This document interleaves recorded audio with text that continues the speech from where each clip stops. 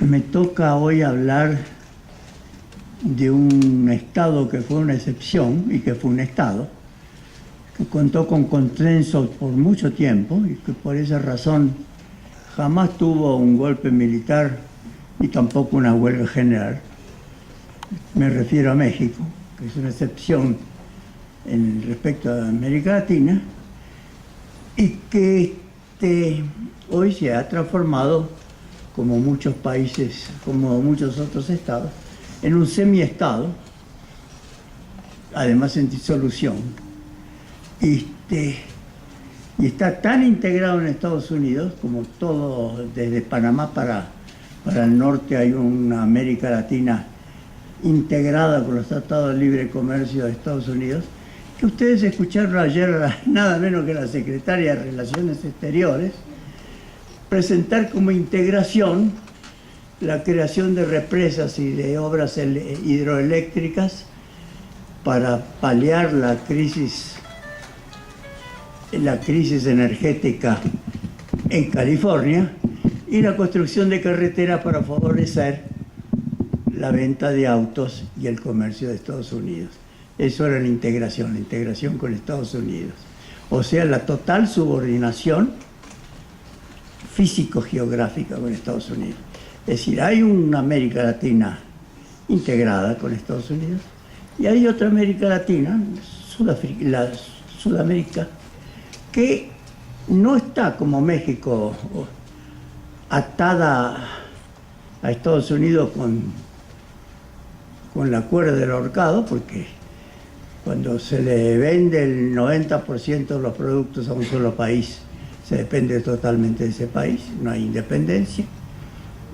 No está como México formando parte del Comando Sur del Pentágono, no está como México controlada por la política de Estados Unidos, sino que por el contrario ha diversificado un poco su comercio, etc. Entonces, aunque todos los estados de América Latina, sin excepción, son como todos los estados del mundo capitalistas, China, Cuba, Venezuela, y dependientes, hay dependencia y dependencia, distintos grados de dependencia, que dependen del espesor histórico-cultural y de las relaciones sociales, de la fuerza de clase, porque el Estado es una relación de fuerzas sociales. Entonces, lo que está sucediendo en México es resultado precisamente del consenso que durante decenios imperó en este Estado. Yo voy a hablar con forma telegráfica. Está pagando eso, está pagando el hecho de que durante muchísimo tiempo los trabajadores de México se sentían parte de las conquistas de la Revolución Mexicana junto con los capitalistas nacidos de la Revolución Mexicana, con los llamados generales que aprovecharon la revolución. Entonces el PRI, durante mucho tiempo, se identificaba con el aparato estatal, y tanto es así que hasta López Portillo fue candidato único, no había opositores. Y el propio PRI tuvo que inventarse sus opositores, como los lombardistas, como el Partido Socialista Popular, porque no tenían opositores reales. Ese consenso se acabó. Se acabó como se acaba en una gran cantidad de países. Si Grecia, España, Italia, Irlanda, en Europa, dejan de ser estados soberanos y su política, sus fuerzas armadas, sus instituciones están determinadas por otros que les imponen políticas en todos los terrenos, no tienen los más mínimos expresiones de independencia de un aparato estatal. Si México o Panamá o los otros países de América Latina. Hemos visto que pasó en Honduras, pero no solamente en Honduras. Martinelli en Panamá, que con la ley que se ha tenido que tragar. Son semiestados. Este es un semiestado. Se ha perdido el consenso, y si se ha perdido el consenso, no queda otra cosa que la coerción. Además, el aparato estatal carece de legitimidad. No solo es ilegítimo el gobierno de Calderón, que se va con 90 y tantos mil muertos y 25.000 desaparecidos, y que nació de un fraude. Es ilegítimo el que lo sigue. Y esa ilegitimidad, y al mismo tiempo la ilegalidad, la fusión entre el aparato estatal y un sector del capital cada vez más importante, que es el narcotráfico, la fusión, la integración de ambos, lleva a que el Estado no tenga ya el monopolio de la violencia legítima, porque el gobierno no es legítimo, y porque no tiene ni siquiera el monopolio de la violencia, que lo tienen los otros. Si no hay un movimiento de masa organizado, si no ha habido un desarrollo, el gran vicio de México, que no hay agua también. No hay agua en el país y no hay agua en las mesas.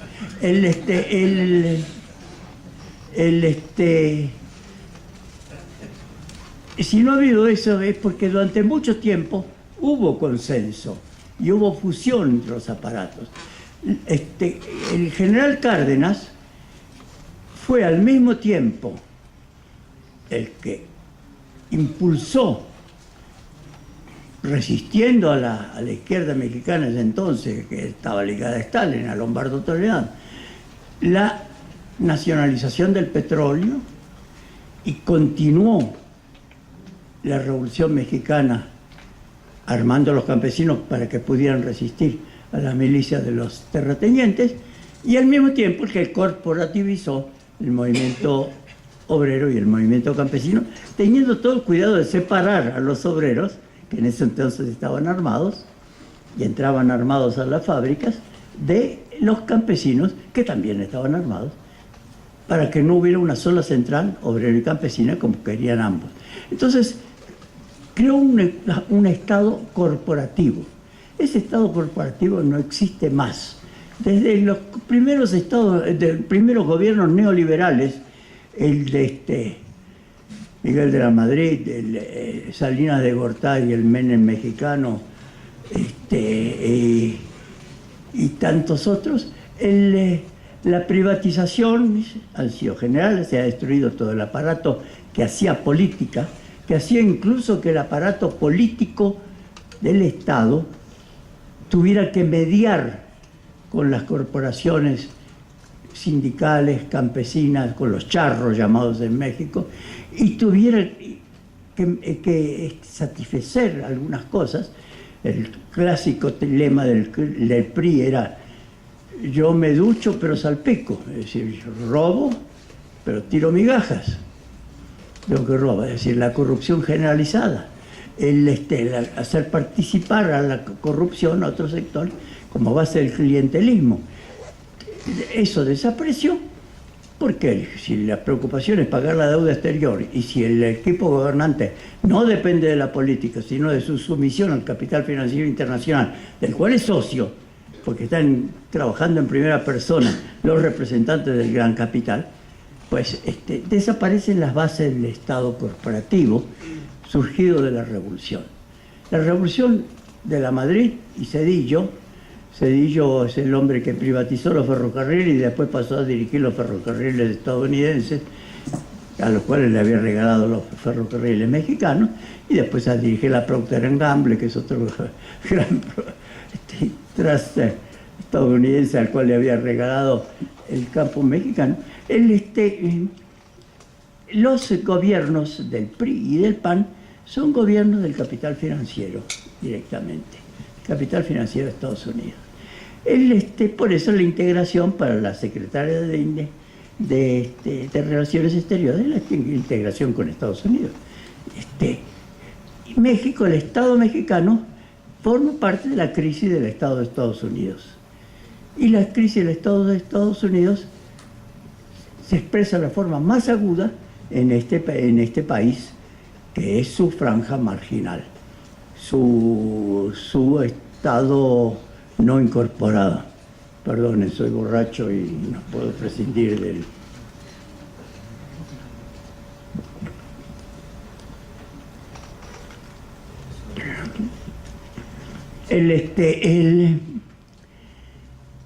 En consecuencia se abre un nuevo periodo.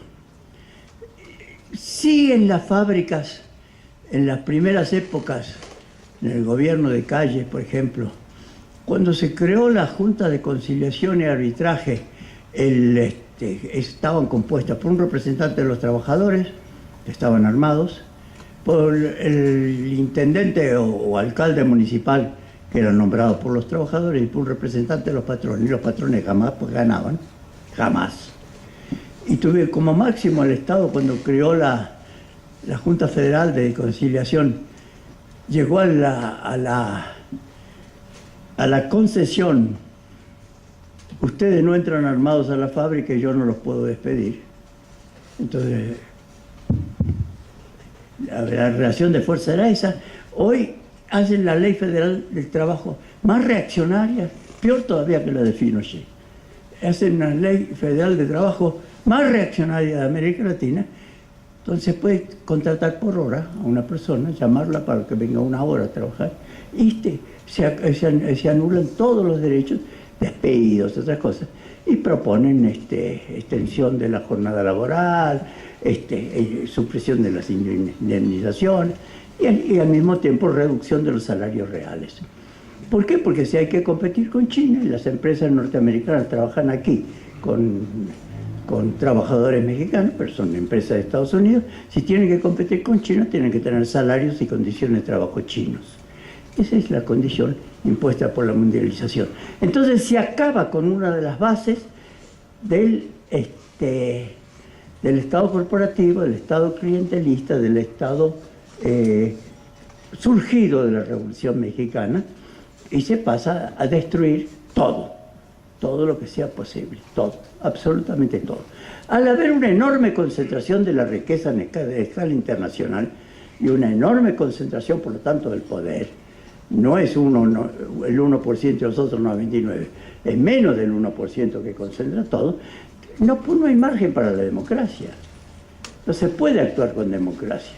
En ningún país del mundo hay margen para la democracia, porque la democracia tenía como base la independencia relativa de vastos sectores de clase media, que eran pequeños propietarios, que eran los que nombraban también diputados y otras cosas, y después el peso organizado de los trabajadores.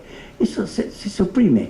Hay una concentración del poder y las cosas se deciden no en las instituciones parlamentarias, sino afuera.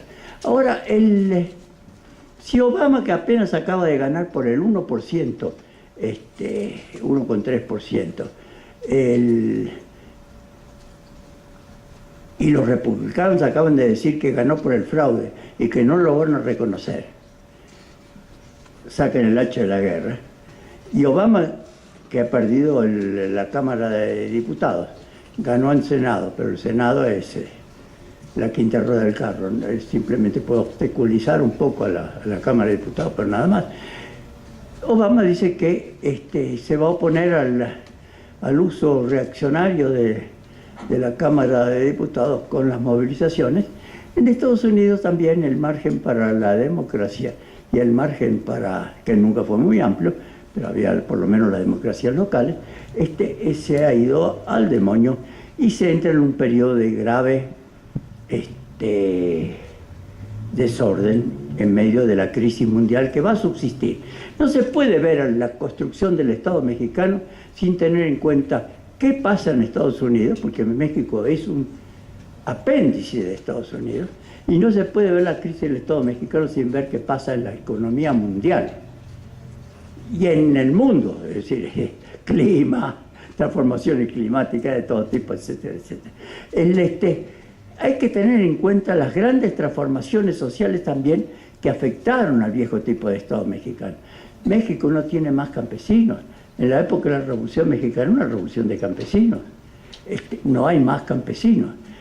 Los millones de personas han emigrado, todos los jóvenes han emigrado a Estados Unidos, son cerca de 30 millones con sus hijos, sí, y voy a cerrar. Había una transformación entonces, incluso demográfica, una transformación geográfica. El campo ya no existe con independencia. Entonces tiene que haber una transformación del Estado profunda en la medida en que el país políticamente se ha transformado desde un punto de vista radical.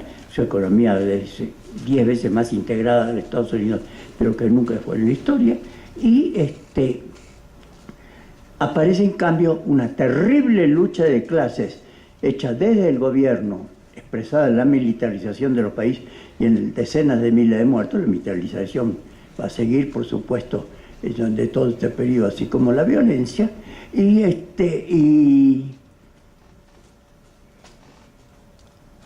la vía, por consiguiente, no va a ser la de obtener reformas por parte del aparato del Estado, presionando, no va a ser la de hacer elecciones, porque el fraude es la característica en este país, desde siempre. Cada vez que ha habido una oposición ha sido vencido por la fuerza y por el fraude, desde Vasconcelos, Enrique, el Cuauhtémoc Cárdenas, Andrés Manuel López Obrador, etcétera, etcétera, sino que va a tener que tomar otras características.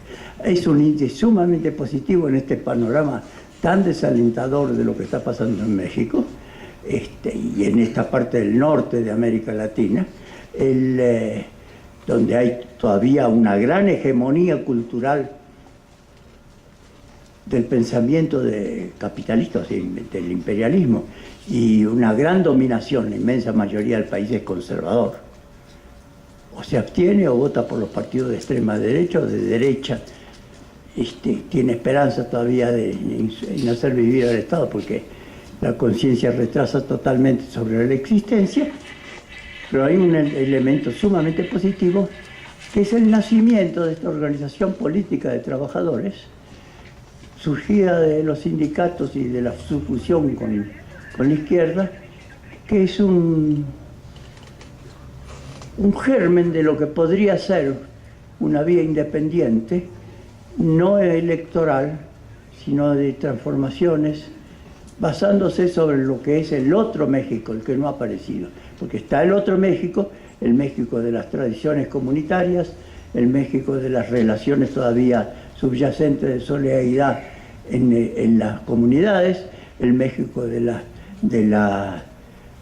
autonomía y de la autogestión local, que resurge a cada rato en los sectores indígenas y campesinos, y que puede generalizarse en la medida en que va a encontrar en un movimiento organizado de trabajadores que ya no puede estar integrado en el Estado y que se va a enfrentar al Estado inevitablemente, porque el Estado lo va a querer aplastar en todos los terrenos. Entonces puede encontrar un aliado poderoso que hasta ahora no tuvo. Con esto termino, la gran tragedia de la Revolución Mexicana es que los obreros anarquistas formaron batallones rojos para combatir arma en mano contra Zapata y Villa. Y que Cárdenas pudo separar a los obreros de los campesinos cuando intentaban después unirse y progresar. El llamado socialismo, el nacionalismo revolucionario, que no quería saber nada con los obreros, por supuesto, en forma independiente. Lo tenía ahí a Lombardo Toledano. Esa tragedia puede quedar enterrada, como quedó enterrado el Estado priista y el Estado del nacionalismo revolucionario, si empieza lo que va a tener que surgir, o lo que podría tener que surgir, una alianza entre el movimiento indígena, la vasta población popular que se expresó en los millones de votos a López Obrador, de todas maneras muy importante, y este movimiento obrero que se separa de López Obrador sin ser enemigo de López Obrador, buscando lazos, caminar juntos en las pocas cosas que se pueden caminar. Bueno, nada más.